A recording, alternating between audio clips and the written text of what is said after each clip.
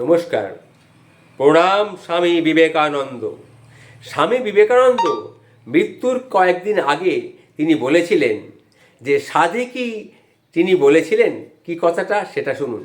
একমাত্র একজন বিবেকানন্দই বুঝতে পারবে যে এই বিবেকানন্দ কি করে গেল। ইনি একজন অচেনা অজানা বিবেকানন্দ। তিনি কি বলেছিলেন, কি করেছিলেন, সেটি নিয়ে আজকে আমি আমার সামনে উপস্থিত হয়েছি। বিবেকানন্দের মহাপ্রয়াণ হয় 39 বছর বয়সে, তখন 1902 সাল। বেলুড় মঠে তখন রাত 9:10। তখন বেলুড় মঠে বা তার পার্শ্ববর্তী গ্রামে কোনো বিদ্যুৎ ছিল না, কিন্তু টেলিফোন ছিল।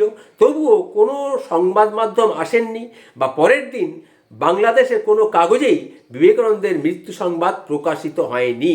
এমনকি কোনো রাষ্ট্রনেতা বা কোনো বিখ্যাত বাঙালি কোনো শোক জ্ঞাপনও করেননি। এটা কি ভাবতে পারেন আপনারা কেউ? এটা কি ভাবা যায়? কিন্তু এটাই ঘটেছিল। স্বামী বিবেকানন্দ তার স্বল্প জীবনের অপমান অবহেলা বহু পেয়েছেন, উপেক্ষিত হয়েছেন বারবার। পিতার মৃত্যুর পর স্বজাতির সঙ্গে কোর্ট কাছারি করতে হয়েছে তাকে। বহুবার হাজিরা দিয়েছেন তিনি কাঠগড়ায়।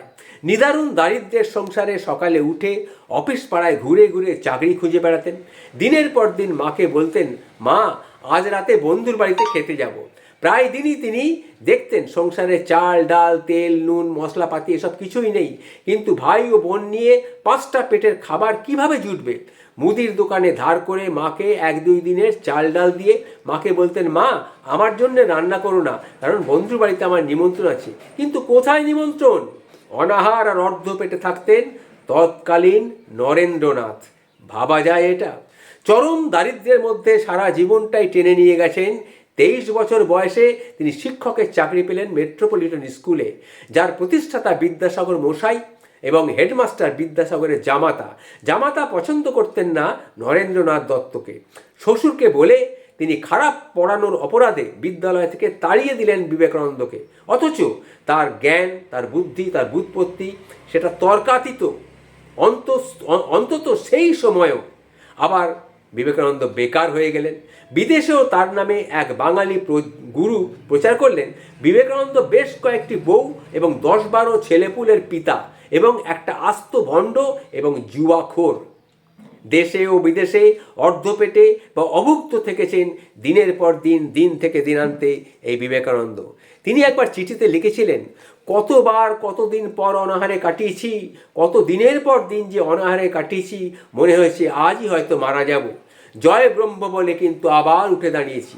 বলেছি আমার ভয় নেই, আমার মৃত্যু নেই, নেই ক্ষুধা, নেই পিপাসাবিহীন।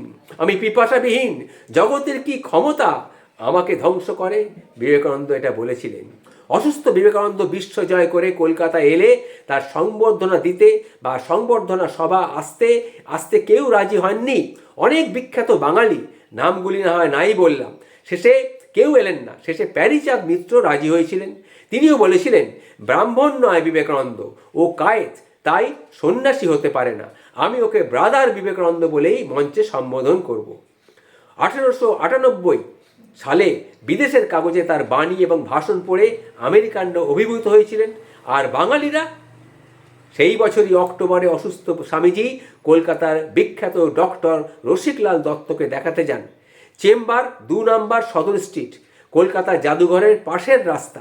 রুগী বিবেকানন্দকে দেখে সেই সময় 40 টাকা এবং ওষুধের জন্য 10 টাকা, মানে আজকের দিনে 2026-এ সেটা কত টাকা হতে পারে? 2000 টাকার কাছাকাছি, 20,000 টাকার কাছাকাছি হতে পারে।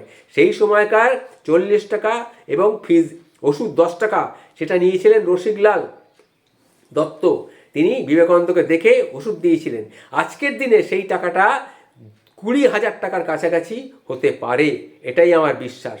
বিবিধ রোগে আক্রান্ত বিশ্বজয়ী দরিদ্র সন্ন্যাসীর কাছ থেকে বেলুড় মঠের জন্য তোলা অর্থ থেকে স্বামী ব্রহ্মানন্দ এই টাকা বিখ্যাত বাঙালি রসিকলালকে দিয়েছিলেন। রসিকলালকে বলছি কেন?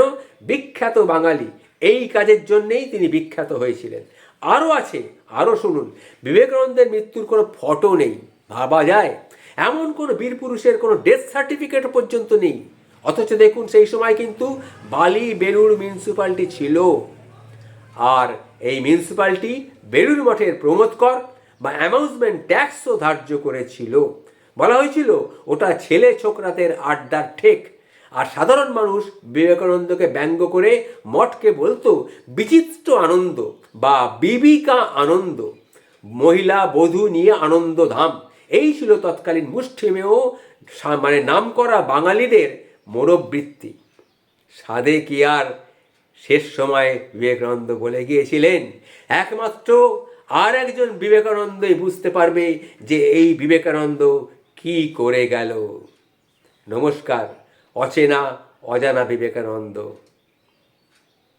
প্রণাম বিবেকানন্দ, স্বামী বিবেকানন্দ, প্রণাম।